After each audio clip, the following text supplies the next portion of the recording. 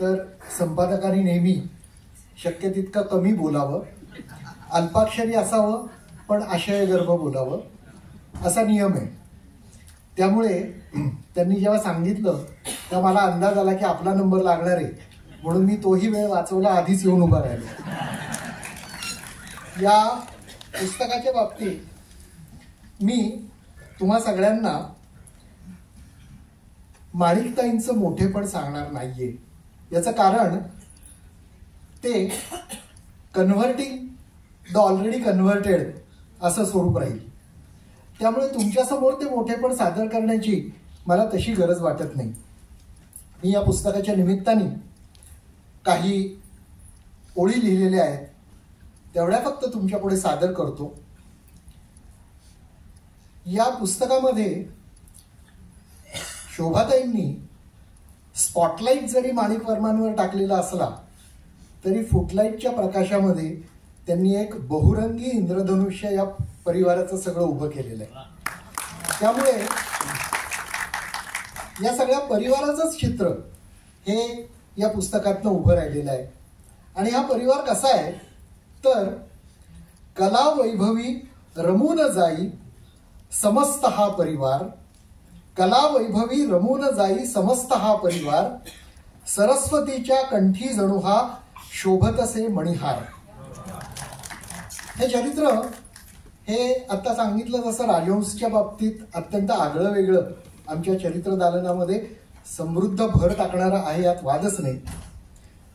चरित टाकी हे माणकावरी सोनेरी झोत, इंद्रधनु बहुरंगी उजळे दिव्य प्रकाशात.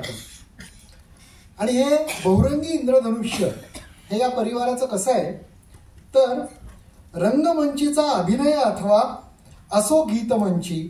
आपल्या सगळ्यांना माहिती आहे की या भारती आचरेकर आणि वंदना गुप्ते या अतिशय आघाडीच्या अभिनेत्री आहेत. आणि राणी वर्मांच्या बाबतीत तर काय बोलायचं, त्यांचे स्टेज शो हे म्हणजे उत्साहाचा मोठा खळखळाट असतो. या निमित्ताने मला आणखी एक गोष्ट सांगायची आहे, ती म्हणजे या ज्या तिघी बहिणी आहेत, भारती, वंदना आणि अरुणा, या तिघी जणी यांची नाळ तर माणिक वर्मांबरोबर सगळ्या बाबतीत जुळलेलीच आहे. मुलीच आहेत त्या आणि कलाक्षेत्रामध्येही त्यांनी आपापला ठसा उमटवलेला आहे. पण या पुस्तकाच्या बाबतीत म्हणायचं झालं तर या पुस्तकाच्या बाबतीत राणीताईंची केवळ नाळ आईशी जुळलेली नव्हती, तर त्या या पुस्तकामध्ये स्वतः आतड्याने गुंतलेल्या होत्या.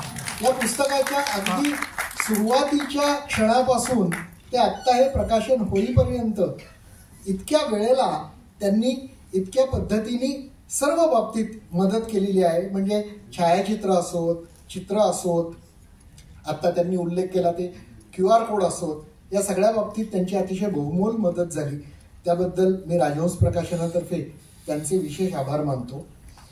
तर रंगमंचीचा अभिनय अथवा असो गीतमंची, तळपत असते तेजशलाका तीन तारकांची. या तीन तारका या सगळ्यांच्या डोळ्यापुढे चमकत असतात, पण चौथी जी आहे ती चौथी घेई उपचारांचे रंग कुंचले हाती. आणि ह्या रंग कुंचल्यावर त्याच्या मदतीने चित्र काढण्यासाठी म्हणून कायेचा कॅनव्हास, त्यांना शरीराचा कॅनव्हास मिळालेला आहे माणसांच्या. आणि त्या माणसांच्या ज्या मर्यादा, शारीरिक मर्यादा असतात त्या दूर करून त्यांच्या क्षमता वाढवायच्या असं चित्र त्या साकार करतात. कायेचा कॅनव्हास त्यावरी क्षमतेच्या मूर्ती. सत्यशिवाची सुंदर शोभा, शोभाताईंनीच उल्लेख केला सत्यशिव सुंदराचा आणि त्यांनीच हे पुस्तक साकारलेलं आहे. त्यामुळे सत्यशिवाची सुंदर शोभा आनंदाची पूर्ती, शब्दसुरांच्या कोंदणातुनी झळकून उठती माणिक मोती, झळकून उठती माणिक मोती. धन्यवाद.